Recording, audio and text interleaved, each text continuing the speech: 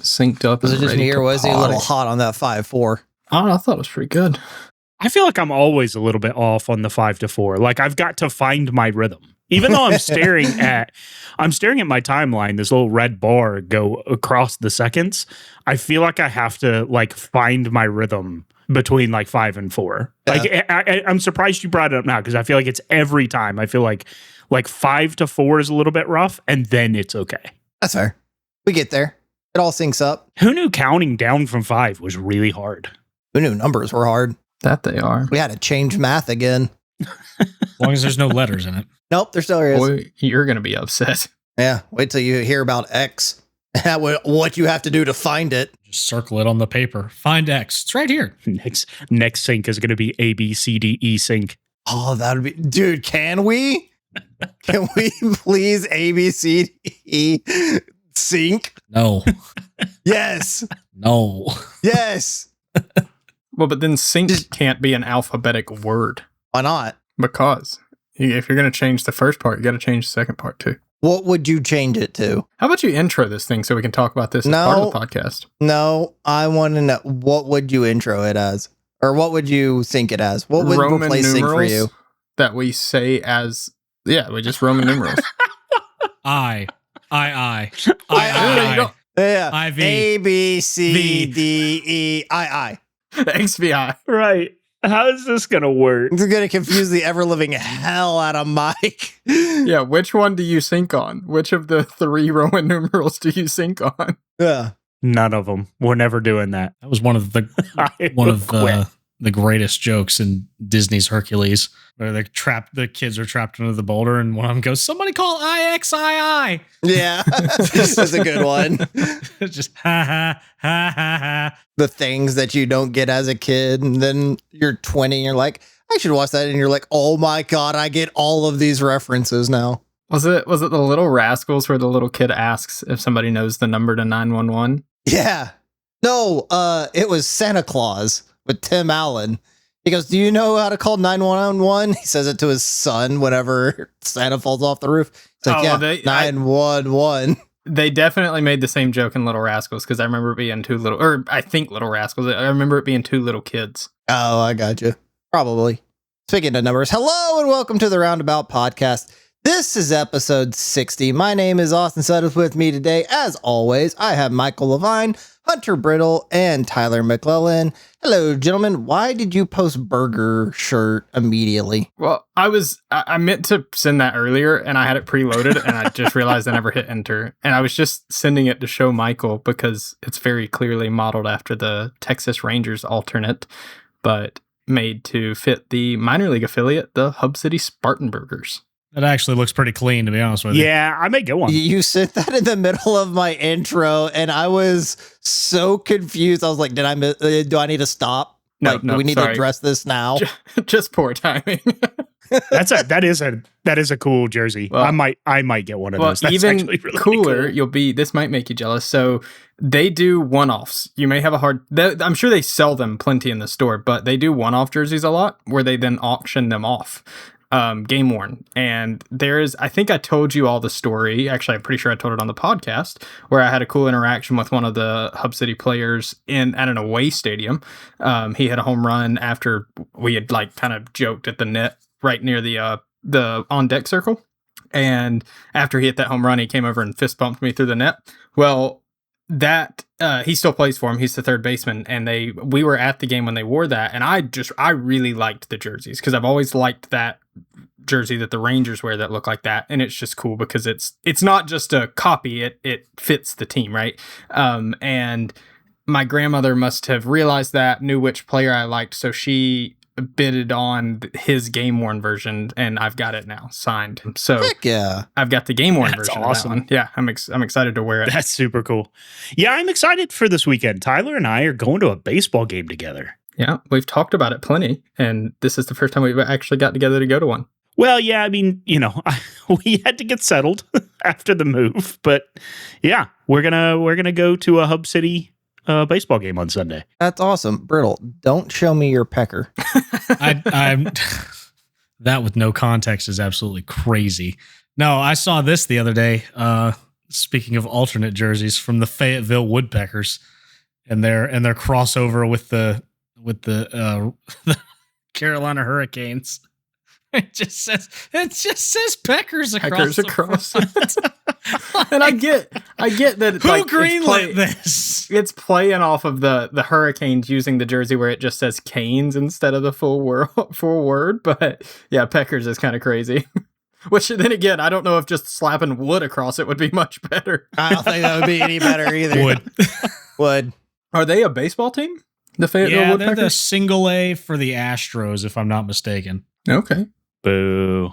The things you can get away with in single A. Real. Yeah. I've always been curious about how the different teams go about the locations of their minor league affiliates. I don't necessarily think there's any much rhyme or reason to it other than, hey, we can get a ballpark here for an affordable price that we're willing to pay and in an area we think people will show up. Because, for example, you mentioned the Astros. So the Hub City Spartanburgers, which is in Spartanburg, South Carolina, is a Texas Rangers affiliate. And then the Asheville Tourists are a Houston Astros affiliate. You have the Charlotte Knights. I think they're a White Sox affiliate. Yep. The Cannonballers, I think, are also White Sox, if I'm not mistaken, Michael. Yep. Yeah. So I don't really know where they get the locations from. There's a team in Charleston, South Carolina, that's a Yankees affiliate, which that makes a little bit more sense. It's a little closer, I guess, but still. I mean, it's just that, like, it's the East Coast League, right? It's, Carolina League is, at least in terms of a high A, but like, it's what am I trying to say here? It is like, it's a hotbed for baseball over here. And it's easy, when all the teams are near each other, then logistically it's easy to then go play each other. Right. So it just kind of makes sense to, I think it's one of those things a lot of times, if you think of it like recruiting pipelines almost, right? Like for college football, where like colleges in Texas are always going to have a better chance of landing the Texas recruits, but they're not going to be as good in California or Florida, right? That's fair. I think it's kind of the same thing, but they have the advantage of having these like other affiliates in other states, right? So like the Rangers and the Astros, they're going to have the most information on the kids playing in Texas. And they're going to, that's where a lot of their scouts are going to be or whatever. So on draft day, they kind of know a lot of the kids here. But also, because they have an affiliate out this way, it kind of just gives them another area to look in, yeah, right? Just expanding and baseball's their big on the East geographical Coast. footprint, basically. Yeah. So, and there's plenty out in the West Coast as well and whatnot. So obviously they're all over, but yeah, it is interesting how tight, like how close a lot of them are, right? Like, like you said, Asheville, Kannapolis, Hickory, which is a Texas affiliate, those are all real close to each other. And like I said, then you've got the AA, AAA, low A, all the different levels in this area too. But this is a very baseball dense area for sure. Well, and not to mention even the collegiate league stuff. Yeah. Make no mistake, though, as far as minor league baseball players, even though they are very much professional athletes, they are not living the primetime professional athlete life. They're riding on Greyhounds and sharing four people to a hotel room. Not as much now because they did completely restructure the minor league pay. Now the guys are making pretty decent money, all things considered. But it wasn't that long ago that they were making next to nothing. A lot of like minor leaguers had regular jobs that they had during the season too. So, and a lot of low A kids still do. Yeah. Right. I mean, like the good money doesn't really start till you get to like, I think double. I think it AA is when they start making like 70, if I remember correctly. I'm pulling it up now. And of course, this is all going to change next year. but yeah, I mean, it's, even the low A guys aren't making great money. A lot of them have second jobs during the week or whatever. But do you think we could get the people who made the burgers jersey to make a one-off that says pizza, and whoever has the highest pizza count by the end of the year gets that jersey? I feel like it would be almost easier for us to just do that rather than go through the logistics of getting them to do it. I don't want to do it. Do you want to do it? That's fair. I could screen print us a pizza's jersey. Yeah. Yeah. I mean, I think we could just go ahead and send it to Nick if we wanted to. Once again, not a competition. I'm about to start eating so much pizza. It's like you've turned it into a competition. I don't know. Mike kind of ramped up this past week, so I don't know. Mike's making a play for number one spot. Yeah, I've been passed not once but twice now. The Staten Island Pizza Rats might not be okay with a burger team making a pizza jersey. So, Oh, that's yes, true. yes, I did just look Pizza up Rats. minor league baseball pizza themed team, and the Staten Island Pizza Rats are a thing. A low A affiliate for the Yankees. Do they have a jersey that just says pizza on it? Well, let's look up their jerseys, shall we? I bet they've got one that says rats. I bet they have a Rats jersey, They have which is frozen awesome. pizzas. Oh wait, the Wisconsin frozen pizzas. Is this a different team? Oh, now we I gotta- don't think there's a Staten Island, Wisconsin. So If they're not sponsored by Red Baron, I'd be pissed. Or Tombstone. or Chuck E. Cheese. There's also a team called the Nashville Brewskis. That's kind of You cool. think Chuck Entertainment Cheese is going to have a sports team? Please, Charles Did you Entertainment. just use his government name? Yeah, it's Charles Entertainment Cheese. Please. Well, I mean, to Austin's point though, he can barely have himself. I don't think he can afford to pay for a minor league team. Right. Yeah, I don't think they're doing so hot these days. Didn't they just shut down a bunch of them in the last couple of years? Probably. Probably. When was the last time any of us went to a Chuck E. Cheese? Because let me tell you, I was a small child. Like 2 years ago for a kid's birthday party. Oh, yeah, that's fair. Some of us have kids, so. So I don't know how accurate this is, and I will be fully honest ahead of time, Austin, because I'm having a hard time finding much. This is the AI overview answer, but it's apparently pulling the information from Baseball America. I just don't want to browse through 6 websites to find it, but here's kind of a table of what I've seen as far as pay.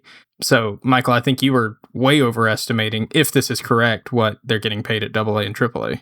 Now, I'm sure there are some people getting paid a significant amount, but those are minimums, which I would bet Okay, a lot. I thought the average was around that, but maybe not. Yeah, you'll see. I'm sure you'll see a couple guys, especially ones that are kind of fringe players that sometimes go up, sometimes stay down. Like those guys are probably making good money.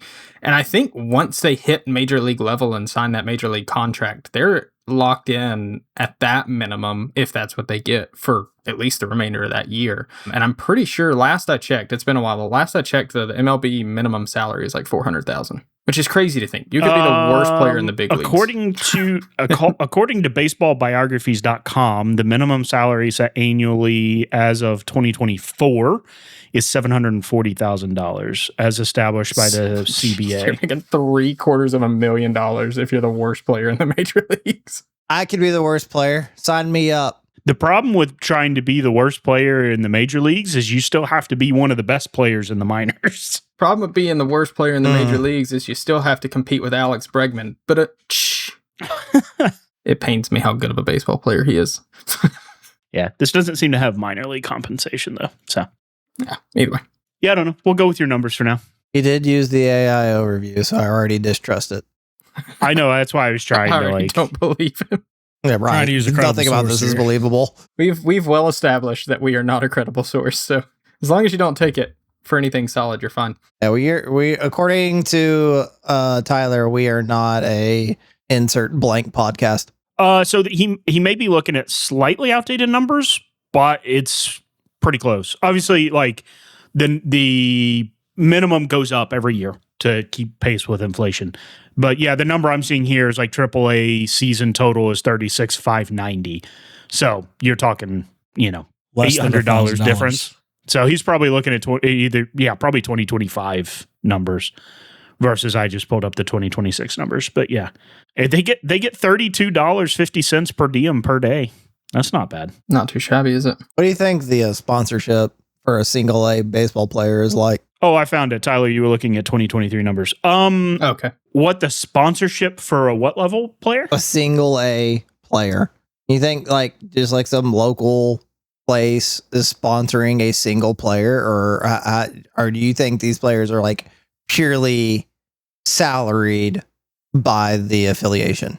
I think for the most part they're purely making, especially at the single A level, you're purely making money from the team. You might get like one guy who's kind of the rising all-star that the club kind of sells as their like face of the club. But yeah, for the most part, I don't think most of those guys are getting NIL money. Well, and talking about those guys, Michael, you'll like this being a Rangers fan. There are quite a few guys at on this team, the Spartanburgers, that are in the top 10 prospects list of the Rangers. I guess they're just fairly new signings, so they're still low as far as the totem pole goes, but is like according to what the Rangers consider them to be for future, they're up there. So some of those guys might start picking up sponsorships, probably not quite at this level, like Michael said, but as they climb maybe AA, especially AAA, you probably start seeing some guys have some sponsors reach out to them. But yeah, like there's too many baseball players in the big leagues already, right? Which is amazing that they have that many top 10 prospects when they are very solidly last in their division. They've won 15 games this year. Oh yeah, no, they Yikes. have not played well. They're awful. Now you are looking. Remember, minor league at that level splits their seasons into two halves. So you're looking at the second that's half statistics. fine. The first half was a little bit better. They went on like a 10-game losing streak to start out the second half. I was It going to say, not that's pretty. fine, Tyler. They're 15 and 27. Yeah, not pretty at all. Like that, I don't care how you slice that, they suck. Yeah. Minor league baseball, though, it's not about the wins, it's about development. But having fun. Well, no. Meanwhile, Hickory is very far out in front of their entire league. They are leading the Carolina League, the entire league, both divisions, by 7.5 games. Wow. That's a huge lead. And you know what's funny? Hickory, and for Brittle and Alston, if you don't know, Hickory is the low A affiliate of the Rangers, which is only like a 45-minute to an hour drive from Spartanburg. Also, if you didn't know, Hickory is where a lot of the furniture in the U.S. gets made, Yes. including all the Magnolia stuff in Waco. Yes. But That's interesting. Hickory, as a team, essentially when they created this Hub City team, they basically picked up the Hickory team as far as like all the players and coaching staff and moved them to Spartanburg, hired all new coaching staff in Hickory and moved, I guess, whatever the low A team was before that to Hickory.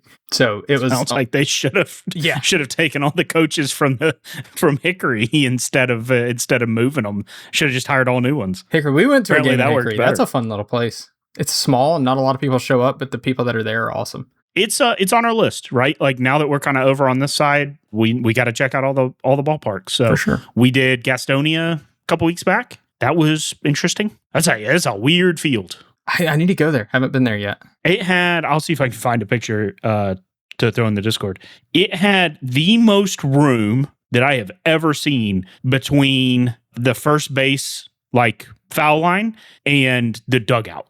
Got to go on a small jog to get up to the plate. It was probably more than 90 feet. Like it was probably further to go from first base to the dugout than first base to second base. What?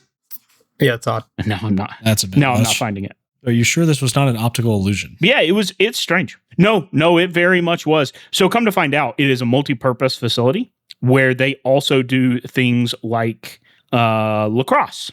That makes a little I bit want to more go watch sense then. lacrosse. Good old wax. Let's book some time because it's huge on the East Coast, man. I didn't realize it was is that huge big out out this here. way. Yeah, lacrosse doesn't exist anywhere else in the country except the East Coast. That's fair. I thought it was specifically the Northeast, like above the Virginia Maryland line. Like we didn't have a lacrosse team in high school or anything. I know that much. I didn't hear about lacrosse until I was out of high school. Maybe same. You know, I don't. Apparently, I didn't take a picture of it, so I don't have one. That's a bummer. You'll just have to take me at my word. It was huge. What's the name of that field, Tyler? I don't know. You've told me twice and I don't remember. Uh-huh. I'll look it up though. I'm already looking it up, so don't worry about it. I'm gonna beat you Who's to going it. to we get got it first? two Who's going to people get on it it. first? Claremont Health Who's gonna Park. get it first? Claremont Health Park. Race. Claremont Health Park. Ooh. I win. Gastonia Ghost Peppers. I don't know if you've actually told me the name of the stadium, but you have told me the name of the team. I didn't remember that either, for what it's worth. But They are such unserious team names, and I can't get over that. they are, and it's I fun. love it. They're not even minor league. They are collegiate Michael ball, I think. Is not kidding about. Oh, so they're like a summer league team? Did they replace the Grizzlies? I think so. Yeah, I think they were a summer league team. I hope the resolution on this picture is decent. But yeah, Michael is not joking. It does make sense That though, is seeing it that it's a lacrosse type thing. Yeah. Wow. You got a soccer goal. Quite the jaunt up to first base. Yeah, so we were sitting up in the top right area, like in that little deck up there behind home plate. at basically that very right corner. So we had a shot, like we were basically looking almost right down first baseline. And from that angle, I'm serious. Like I think it might be, if not, it looks really close to being 90 feet, like the same distance as it would be to second base. Like I feel like maybe this picture doesn't quite do it justice, even how far it is. If someone hits a foul ball and it goes through the uprights, do they do like something special? I will say the uprights weren't there when we were watching. Well, that would be funny though. It's like funny to get 3 points. Like thinking about that walk from home plate back to the dugout. So at Hickory, this is kind of one of the things that just made it fun. It's been there for a very long time. I'm pretty sure that stadium and those people and that team. And so there's some like people that have been going to those games for, a real long time. That's it. So there are, I couldn't think of any better words. It's okay. There are these guys though that were directly behind home plate, very front seats. And no joke, they walked up with like a ginormous duffel bag. And I'm sitting here thinking like, what's going on here? At first I assumed they were employees. Nope. Turns out they're just season ticket holders. It was a prop bag. They had a prop bag of all sorts of different things. He has this big old cone, like a traffic cone that he uses to yell with. They had a little placard that they could slide a sign in and out of. And on one side, it said defund the umps. And on the other side, it said back the blue. Every time the umpire made a good call in favor of the crawdads, they would turn it around to back the blue. And every time he made a bad call, they'd flip it around to defund the umps. They handed out these little laminated cards to everybody near them, and on it had instructions. On one side it had instructions, on the other side it had a big arrow, and essentially they made a game out of it. It was called How Many Steps. Every time a player on the other team struck out, they would count the steps it took them to get from home plate back to the dugout. And that's diabolical, actually. Once people caught on, you've got the entire crowd right behind home plate just counting. 1, 2. Gosh. And the whole game is right after somebody strikes out, you hold up your card and you're guessing over or under 21. Which 21's a great number because most people hit 21 and 21 goes to the over, I think. But and all these instructions were laid out very nicely on this laminated piece of paper, but they would count it out. They also had a little chant for every home player. So just for context, one of the players, he's actually one of the top 10 prospects for the Rangers as well. His name was Yolfran something. First name spelled Yolfran. Every time he would come up to bat, the guy would stand up with his big traffic cone and say, "Whose friend? Your friend. Whose friend? Your friend." And he had one of those for every player on the Crawdads team. But then he would apparently do his homework because he had stats for the other team. So this one guy came up to bat and he was like, "Up next is," whatever the guy's name was, James something. He said, "James is 0 for 28 in his last 28 plate appearances." Like, it's just dogging them with their own stats. And he's got like a stats list. These guys were awesome, but they had all sorts of props, all sorts of different things they used. And I walked over there and talked to them for a minute because we were sitting pretty close. And they said, "Yep, we come to about 3/4 of the games. If we can make it, we're here." And that's just what they do.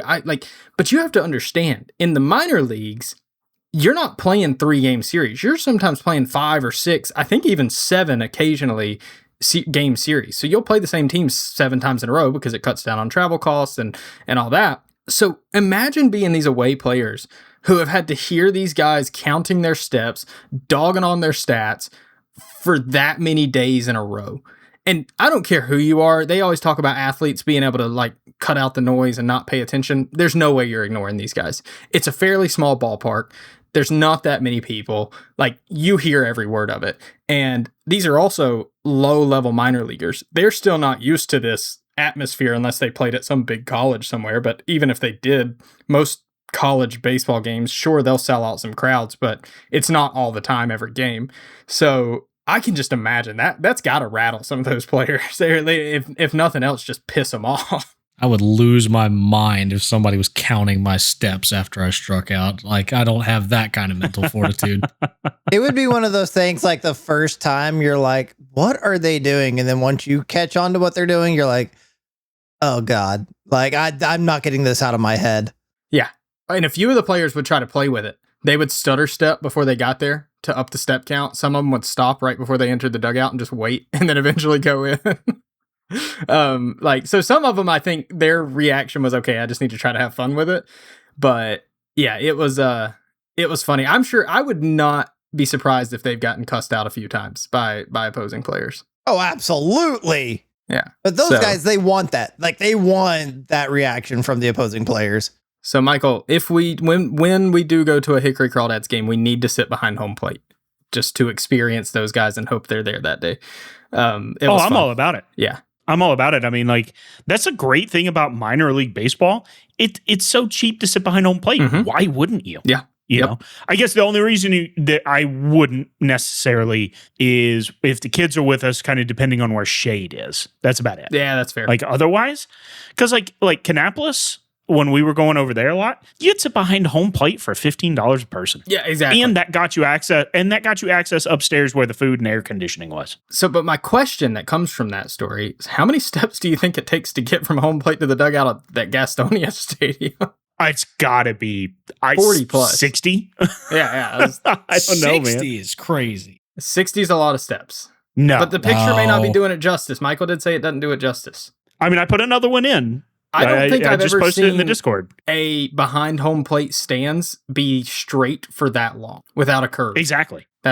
I mean, look at that second picture. It is almost the same distance. Now, this is down the third base line, but it is about symmetrical. Yeah, you might as well be sitting in left field right here behind home plate.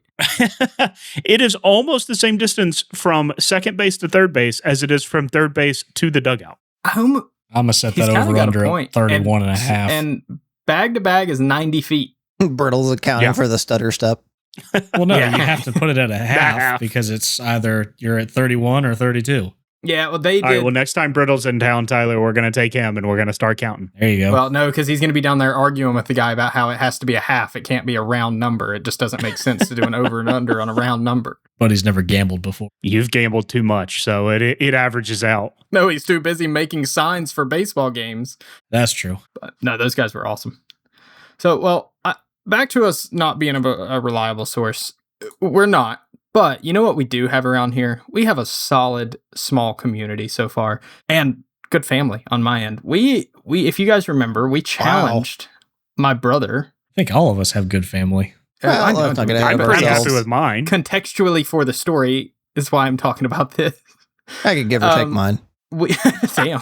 Righty then. I could give or take yours also. Yep. Well, we challenged one of our listeners, also my brother, Austin, who is locally known within Roundabout as Mick Austin, to go back, watch our Change Together stream, because I made some claims that I wasn't prepared to watch it back up, and Austin said he had already done it once. Our Austin at Roundabout said he had already done it once and wasn't going to go watch again. And my brother came through, so I'm going to read the comment he put on that episode. For context, again, we played Chain Together.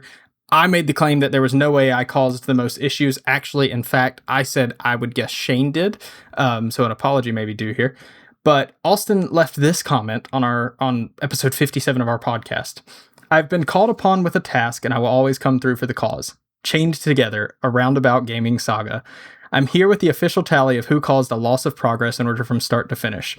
Loss of progress toll. Michael Brittle, Shane, Brittle, trampoline malfunction, everyone but Brittle, Michael, everyone but Brittle again, everyone, Tyler, in parentheses with the outro, and everyone. So that came to a final total of Michael 4, Brittle 3, me 1, Shane 2, and then total team combined to suck 4. So in conclusion, while Shane was being quite a silly goose, his antics did not equate to any setbacks in game. Tyler may or may not have been being a whiny baby. Thank you for your time, Mick Austin. So he definitely came through. He accepted the challenge and I think exceeded expectations. Now, I will say, I don't think anybody's surprised I had the most, right? I mean, like, we have known from years of Destiny, I'm a terrible platformer. So I don't think we're surprised that I had the most, right? Not necessarily. Nope, not surprised. I remember that claim a lot. I do remember you saying every time we would come up to something, nobody said there was going to be platforming today. Yeah. Even though there was at least one portion of it. Who puts platforming in a first-person shooter? I mean, Destiny on that was always my problem with Bungie. Destiny. Yeah. Yeah. Bungie. Yeah. Yeah, well, and now 343 because they put platforming in sections of Halo Infinite Yep. too. Which I had a hard time with the Halo platforming. I just couldn't get it right. Austin did respond to your comment, basically saying the same thing, and he said you made your fair share of saves too, though. So you're still a glue guy. Okay, I got to figure out what's going on. I'm not getting the notifications that he is commenting. It was one day ago, so it was the same time that you left your comment. But also, he's right. I mean, role player here. I am the glue guy, right? Like, I'll agree with that. I was very surprised to see that I only had one. The problem with that is it was the one that I, like, without question, pinned on somebody else. Was the only one that was actually my fault. So, unfortunate there. But we appreciate you, Austin. We all got a good laugh out of reading that. Thank you for doing that. I hope you enjoyed watching the VOD of that stream, because we did not enjoy making it. What do you mean? Speak for yourself. I had fun. I did not enjoy making it. I enjoyed Shane being a silly goose. Kept us on our toes. And I accept that Tyler was a whiny baby. Right? Yeah, Tyler was a whiny baby. Allegedly. No alleged. No, there's video proof. Yeah, We have proof. It has We been have scanned concrete evidence. and it has been watched intently. Slander. And also then broken down on the next week's episode. Yeah. Circumstantial and slanderous. And also true. And also verified. Fuck. Darn these VODs. Well, speaking of video games, we left last episode off with me hinting at a game that me and Tyler have been playing called Mistfall Hunter, and something that I want to bring up about it, partially due because I want Michael's take on this as someone who works in the gaming industry, but also to just share the tale of me and Tyler's week and a half of playing this game almost every day and why it frustrated us, and then to figure out why it frustrated us without us knowing. So the game Mistfall Hunter, it came out recently. It's a newer game. It is an extraction RPG game. So not an extraction shooter like everything else now. They made an RPG extraction game. So kind of trying to tread on new ground in the extraction genre. Very fun game. We have had a blast playing it up until about like the last couple of days we played it, and then we just couldn't catch a win. But that's extraction games for you. You're not going to win all the time. I think success rate, we still have over like 60% success rate. So we are in the green. But we were playing it and we were noticing things about it. And then I came across this post that it was the roadmap for the game. And this is where I need Michael's expertise in this area, because I read the roadmap and I thought, this seems like an odd roadmap. Like, this seems like development notes, not a roadmap for a fully developed game. And then I loaded the game up and realized that they have released a game listed as a full release, and it is only in version .2, which I felt like that seems terrible. Like, something about that is just insanely misleading as a consumer. To me, I don't know the game laws around this, but I feel like if you release a game as a full release and it's not actually full release, that could cause problems. But I read the patch notes or the roadmap, and one of the things that threw me off, I'm just going to read a couple of them. I'm not going to read all of them. Season 1, so it's not season 0 like you would think it would be for a beta. They're calling it full season 1. Part of it is tasks are fully unlocked, which means the tasks that they have in the game are not all the tasks that were designed to be there. Not fully unlocked yet. They are releasing a solo mode there's only 2 maps in the game right now. And how it works, you can either queue the first map solo or trios. You can only queue the second map as a trio. And from there, you can then queue a harder mode on the first map and a harder mode on the second map. But they have on there solo mode for the second map, which is odd that would not, y'all have that planned and it's not in there. And then they have Like for some reason, season 1 part of the roadmap is a season 2 teaser talking about some of the things that they're going to add. Whereas season 2, and this is the one that got me, is that there are 6 classes. Yeah, I think 6 classes. It might be 7. But one of the classes is the archer class. They call it Black Arrow. It only has 1 weapon, whereas every other class in the game has 2. And it might just be like, okay, it's archer. What else are you going to do? No, season 2 is introducing the second Black Arrow weapon. So they knew that they were going to be a second weapon and just never put it in it for the release. Which now just I guess the question would be on that particular item, right? The question would be, was that there on the very initial roadmap, or did that get added to the roadmap after, some time and some balancing pass, right? So because this roadmap got released not 6 days after it released full release. Okay, so yeah, they probably have some information, and it's one of those things that they easily could have stuck in as we know there's an issue with balance on this, and we're just not going to get to it for a little while. So I could see that, right? Like, it is a little weird, but if the roadmap was released after the release, they've probably had some days of feedback, probably alpha testing, that kind of stuff. So I give them a little bit of a benefit of the doubt there that that could have been added after they gotten some play data. That may not have been the initial plan all along to give them to. It may have been, to your point, initially, that's an archer. What else are you going to give them? And then they realized, well, this is underbalanced and we need to add something after some play testing. Well, see, that's the funny thing is that the archer class is one of the strongest classes in the game. Yeah.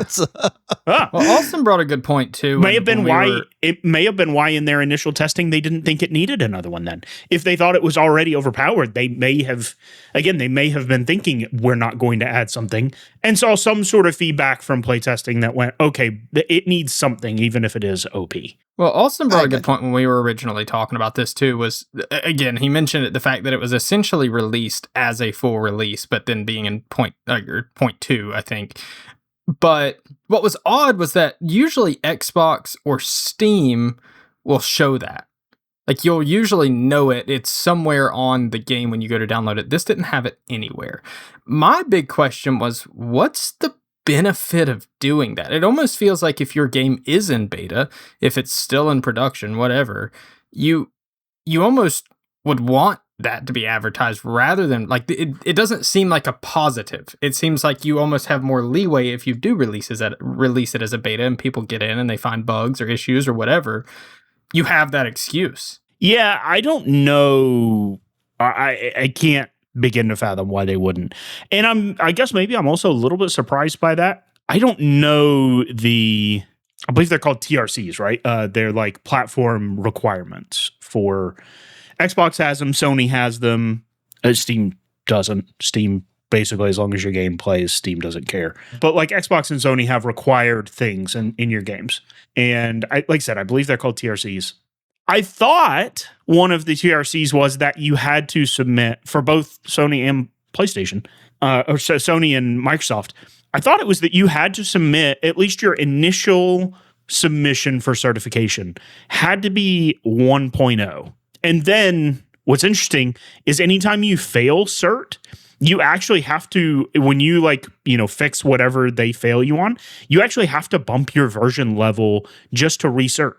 So like you might now be 1.0.0.1, right? So yeah, I don't know, unless it's just more of like now I will say sometimes also, because I've seen this, I saw this at the previous place I worked. I've not paid much attention to it with the studios I work for now, but the place I used to work, we actually had different publish version numbers than internal publish numbers, or internal version numbers, just for I don't know. It's almost kind of like you branch off point, or kind of like you could iterate faster internally. And so if you were doing that, right, and so you publish 1.0. Say you pass cert the first time, right? You're 1.0, and then you internally make 6 different builds, upgrading and changing things. If you were to publish with your internal version number, you might now be publishing 1.6. But it's actually a lot easier to just say this is now 1.1 publicly, because realistically, actually, on the internal side, you're not at 1.6. You're probably at like 15.92. You know, like internal development builds move so fast. You know, I know some places that their internal development build numbers were actually just the date because they publish daily. They like made builds daily. So, it could be that what you're seeing in game is actually their internal versioning or some form of that, or it's not. Maybe it's some sort of third versioning system that they're using for the public. Because like I said, I just went to look because I didn't realize this is also on Xbox. So I think, like I said, that with the TRCs, I mean, according to Xbox, I believe this would have to be a 1.0. But that doesn't actually change what they show internally or public facing in their game necessarily. That's just what you submit to Microsoft with your like request for cert.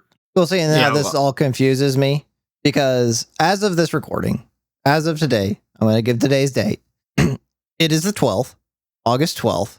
They had an update to the game, and it's a lot of bug fixes. It's not the first patch that they've done. I think this is the third patch since the game has released. As of today, it is now on a 1.0 version. Also could have been a typo. If you were saying 0.1, easily could be somebody just typing fast and mistyped and put 0.1 instead of 1.0.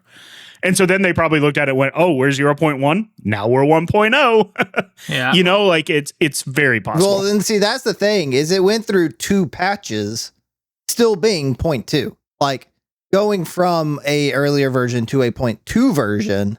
Now it's 1.0 point something 0.13. And it's just I think the most recent was even 0.2.2. Like they Yeah. were clearly just upping that number.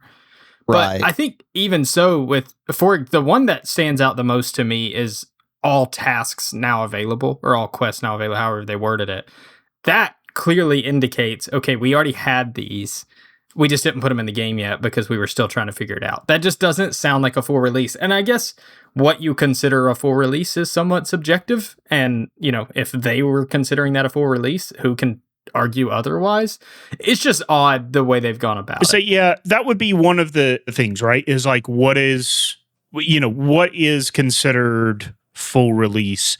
And like you said, that's subjective. There is no hard and fast rule of like when your game reaches this state, it's considered full release. I mean, heck, Minecraft spent 6 years in beta. Tarkov. Tarkov was 10. Right? So it's entirely subjective. And so, yes, Bellring, who is the developer on this game, they may have determined that a complete core game loop is considered full release. And then everything after that is just, new content and upgrades. That may have been how they deemed it. And, it's, again, there's not really a rule of like, this is what your game has to be to not be early access, to be a full release. And it's entirely up to the publisher if they want to say this is a early access game or it's beta or whatever you want to call it. So, it's, I don't know. There's not like a hard and fast standard, I guess. Yeah, and that's kind of like my own curiosity, just, being the gaming podcast that we are, where is the line with some of this stuff? Because we exclusively do Extra Life playing video games. I mean, we take breaks to do certain things. And so we are known to be gamers around here. Me personally, I it's the one thing I am good at in my life. And so I have a deep interest in this. It threw me off. Like we were running into so many things. Like it was fun, like a whole lot of fun for a week. And then we started running into issues and it was just like, hold on. And then it's like, oh, we're not playing a full release game. Like this is a beta. Like as a consumer, if you told me this was a beta, fully understand. I played Tarkov for 5 years in beta and enjoyed the heck out of it, knowing it was a beta and this is not a full release. You're going to run into some bugs. You're going to run into some content that's not there yet that they're going to be adding. But to play a game that is like a full release and see that their roadmap is to like add in stuff that you would think would already kind of be there threw me off. And it's kind of one of those things like I want to enjoy the game because like the core concept of the game is great. Like it's a fantastic thing. I wish there were some, like a lot of people, like it is one of those things that you release a game, you have no clue how the public is going to respond to it. You know, what are they going to find that we couldn't find in our own testing? How are they going to see, like they're going to find the meta way faster than you could find it in your own enclosed environment. And so like that, and you know, I'm all about this game, so I've been doing a lot of research, and it turns out like in the top 50 of all players, half of them are one class. So it's like, okay, that's the meta, is that one class. Like they're the overpowered class. So like getting that information and reading all of this stuff, it just threw me off to like look at this and know that like this game is not what I would consider fully developed, and to sell it as that to people, I felt was like a bad move, and it kind of did tarnish the fun. Whereas if you're like, hey, this is an active game and we're actively developing it, hell yeah, I'm down. Like, let me fight through the bugs, let me fight through the pains of it, knowing that one day this will be better. It'd be like Jump Space saying that it was a fully developed game. 100%. Yeah. Which it very much was honestly, not, it or sounds is not. I was just saying, well, I mean, you say that, but the things that I guess they are changing systems, right? They've changed systems now in a big way since we started playing. But for a long time, the only thing that was really changing from month to month was content. You know, new levels, new guns. That's fully acceptable to be full release, right? Now, again, they did just make a massive sweeping change of systems, of like actual gameplay systems. Sure, makes sense. Also, still though, in early access, sounds way more polished than even Mistfall is. So, I mean, like, to me, still, even in the state it's in, with the changes they're making, Jump Space feels like a polished game. It does. That they're just figuring out, you know? In Mistfall's defense, multiplayer PvP balancing just adds a whole nother layer to any game as far as... Oh, it's a nightmare. Release. Yeah, I can only imagine, right? Especially games like that where it's not just the classes, it's the specific weapons, it's the level of armor and gear and weapons you have. There are basically gems you can put on any piece of armor or weapon that can improve certain stats. So yeah, sure, a base level of 2 different classes might be perfectly fair, but once this one specific class gets this perk, this perk, this perk added to theirs with these few skills unlocked, it's a nightmare. Like nothing can touch it. So there is a lot that you have to balance in those games. That's why I'm always usually the one that's a little bit more patient and understanding, as frustrating as it can be. Which, to be honest, one of the classes that I've wanted to play from the beginning was a sorcerer mage. That's usually kind of what I pick in those types of games. And I was thinking, God, this thing's underpowered. I can't do a thing. And then Austin comes to find out it's one of the top 3 classes in the game, and they've just nerfed it in this new patch. So I'm just, okay, I just suck, right? So there's a skill level thing there too. But I'm with Austin. It was kind of odd to hear that after a week straight of playing it and just feeling like, God, like something just feels a little off. And then to see, okay, hey, we haven't really quite figured this out, even though it's a full release. There's still things we're working on and improving, which, you know, at least they're open about it. At least they seem to be fairly transparent with the plans.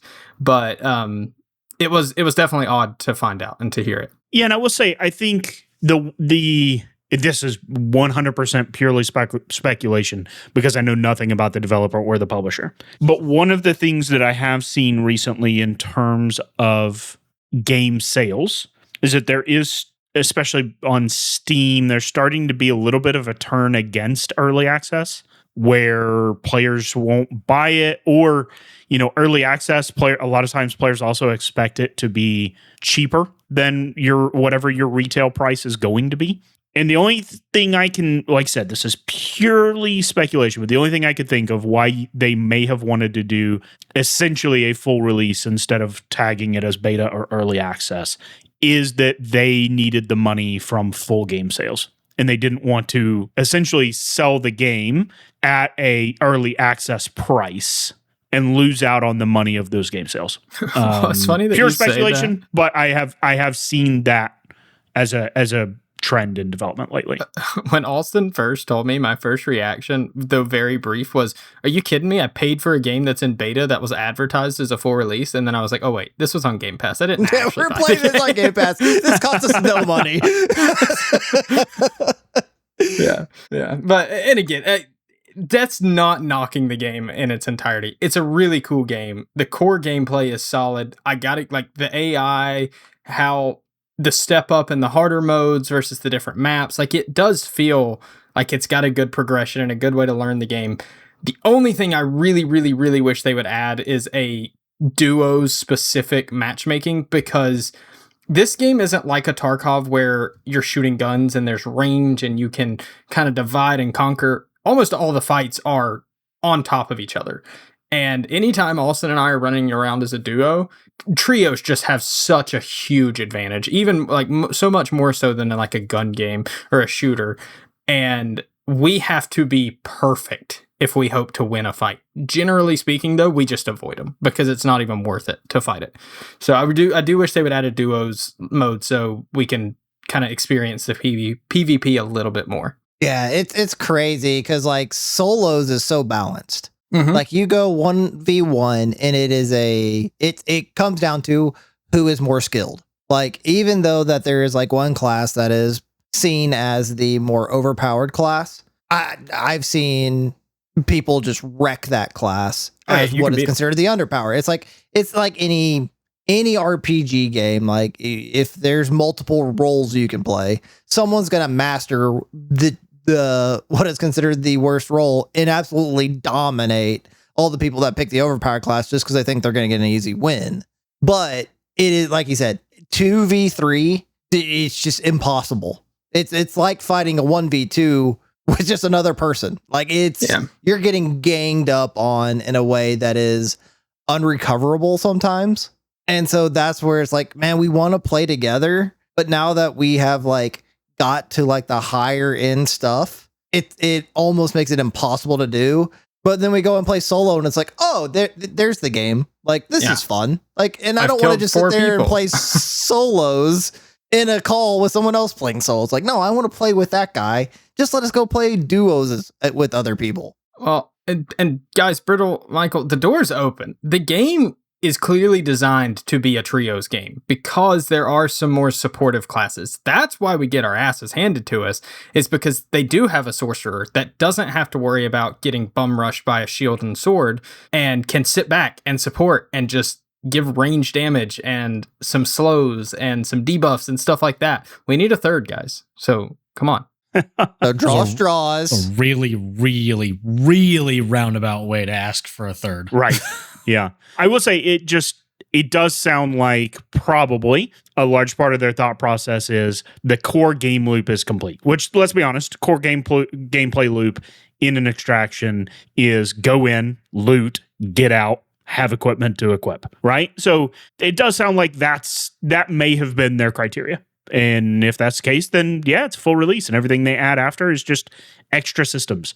You just made Austin's hundreds of hours in Tarkov sound like wasted time.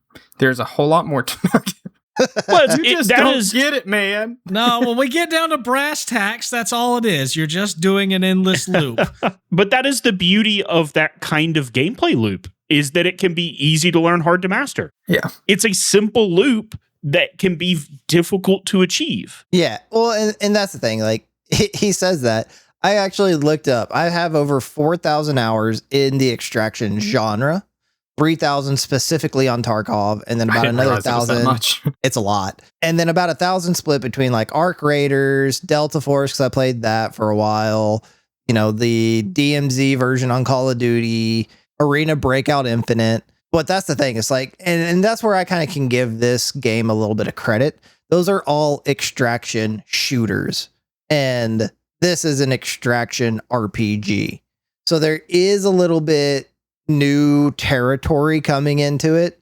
Like even to say like you have that extraction genre gameplay loop. I mean, we've been playing shooters for 40 years as a gaming community. We all know what a shooter is. Like that's pretty standard. And yet here we have RPG, also another genre that's been around since gaming has been around. And now we are trying to figure out how to incorporate it into this new gaming environment, that there is going to be a lot of balance. There's going to be a lot of trial and error. where it's like, that's where I felt like this game would have benefit by saying, this is a beta. Like, we're the first ones to try this in this sphere. There's going to be growing pains. And if you would have told me that, I'm on board. I did that with Tarkov. Tarkov was the game that introduced the extraction genre. It took the Battle Royale aspect and said, we're going to do it differently. And here we have all of these games that are like, how do we capitalize on that? And a lot of games fail. I do not want to see this game fail. I want to see this game thrive. It is a good game. I just wanted them to be honest with me up front. Just tell me up front, we don't know what we're doing and we're working on it. And to be like, I'm on board. It does feel like you got rug pulled a little bit. It does. And I am never one to like go into a game and be like, I enjoy this game, play it for a little bit, and then start ragging on it. I'd never do that. Like if the enjoyment is gone, the enjoyment is gone. I'm not going to start saying the game was bad. If this game has been, we have played this game for, I think 10 days now. I have 44 hours in this game. Mm-hmm. I like this game. I want to see it succeed. I don't see, and I'm seeing a lot of the like top people, like the people who are in that like top 100 saying like, they're like, I don't know how to address these issues. And it's like, well, you're not supposed to. That's the developers. Let them address the issues. But at the same time, the issues are a beta issue, not a full release issue. So give us that like hope that, oh, there is going to be something better, not, hey, this is the game. And we're going to have seasons, but seasons is the majority supposed to be content, not, hey, we're adding mechanics to the game. We're adding it that the tasks are now actually going to be fully unlocked. To me, that just seemed odd. Yeah. No, I mean, look, I will say it's not uncommon for games to add systems as part of seasons. Destiny did it, right? There would be new gameplay system as part of new DLC coming out or new, even just their season pass stuff. So it's not uncommon, but it does sound like you got rug pulled a little bit in the sense that the systems they are adding sound like baseline systems, not new gameplay. Right. But yeah, I mean, I wouldn't say that seasons should only be content, right? I mean, like there's plenty of games that through updates, seasonality, DLC, whatever you want to call it, add gameplay. But they have a baseline of gameplay already. And I think that seems to be what this one is missing, is it's missing some of the baseline first. And didn't tell you that up front, which, yeah, to me seems a little weird. But, at the same time, I also see, I've seen the backlash at developers against early access and those kind of things. So, it's damned if you do, damned if you don't, almost. Yeah. And I think, I say, like I said, I'm going to give the developers like their credit. I think this is like their first major game they've put out. It is, like I said, phenomenal game. I strongly support it. I'm going to support it because I have enjoyed the game. So I'm not knocking them, saying that don't go and support these people. This game needs support. I think it will be a game that can last for years to come if it has the right support and the developers take it the right way, which is, any game. But it's just something about it. Like I had this, it was like had a Jimmy Neutron brain blast reading this roadmap like, oh, this isn't what I thought it was. Like, this is something else. Yeah, I get it. That is especially to like, I do think that's one of the things that some developers on Steam do well is they actually put their roadmap in Steam so you can see it, see where they're at, where they're going. I like that a lot personally. Well, I'm glad I could shoehorn us a game in our gaming podcast.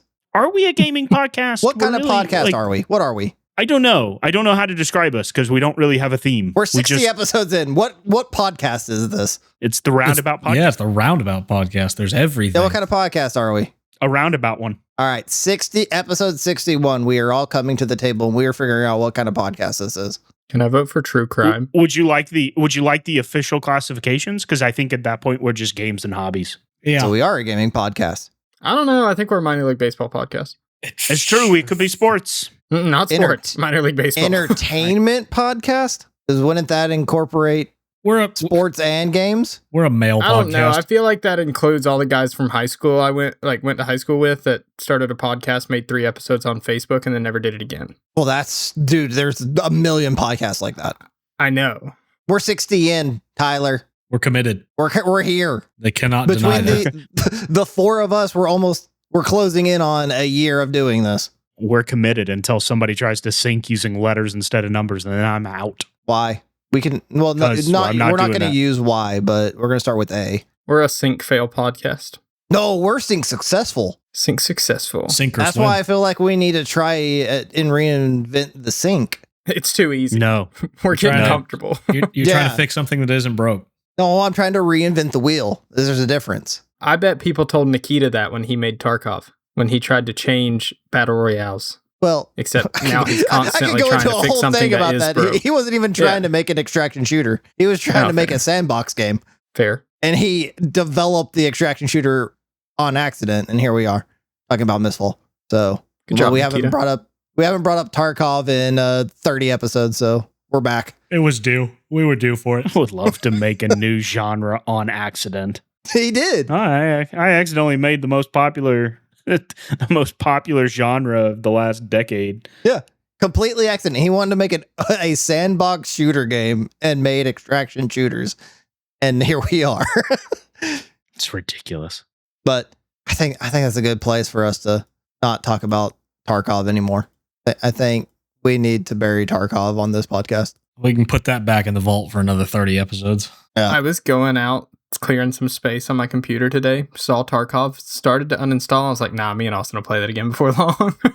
I didn't want to tell you I've been playing it Have you? a lot You recently. didn't want to tell me. Damn, was I that know, bad? Yeah, go on. No. I He's actually cheating had on this you. I actually had this conversation with Mike 2 weeks ago. He did. He I was did. like, don't tell Tyler. He swore me to secrecy. I've been playing Tarkov a lot. Well, He damn. did. He absolutely swore me to secrecy. He's like, dude, you can't tell Tyler What's this. funny is I was thinking about asking you if you wanted to hop back on it and play it some, but Well, I you're guess going to be not. really upset when you see I have a level 60 character. No, that's fine. You just get to go redo all. It'll be like a wipe for you, except you have all the goodies. You just get to go back and do all the quests with me again. Yeah, basically. Just drag him through the mud. Well, You- anyways, once again, thank everyone for listening to this podcast. Especially big thank you to viewer Mick Austin. Sorry, almost got the wrong Mick here. Mick Austin for following through with being called on. That's awesome. I love that interaction. I love that we have that interaction with people who listen to this podcast. So please, as always, if you would like, share, comment on these podcasts. We love that interact. Like I said, him seeing that comment on our YouTube I was having a bad day. Tyler said, "Hey, we got a comment," and I smiled so big to see that message. So please, we love doing this, and those interactions just make it that much more enjoyable for us. I know everyone else loved to see that. So please comment, like, subscribe, share, do all the things. You can always find us on social at Roundabout Pro on Instagram and Facebook. Roundabout Gaming is YouTube, Twitter, and Blue Sky. We do stream every week. On Twitch is Roundabout Pro. Once again, YouTube is Roundabout Gaming, and Instagram is also Roundabout Pro. Come hang out with us, talk to us live, tell us what you listen to in this podcast, and bring it into those, because we're still trying to figure out if those are canon or not. And I feel like if you bring something from the podcast to a live stream, it officially becomes double canon, and we like canons around here. We do. So thank you all, and we will see you next week. Bye. Goodbye. Bye. You want to try that again? I heard Nope. that. Bye. No, not you. Bye. Yeah, No, no. sorry. Let me get a clean take. Bye. Michael went through puberty again. Dude, he got choked up. I don't know what happened there. He didn't I want the don't know what podcast happened. in. He was so sad. No, bye.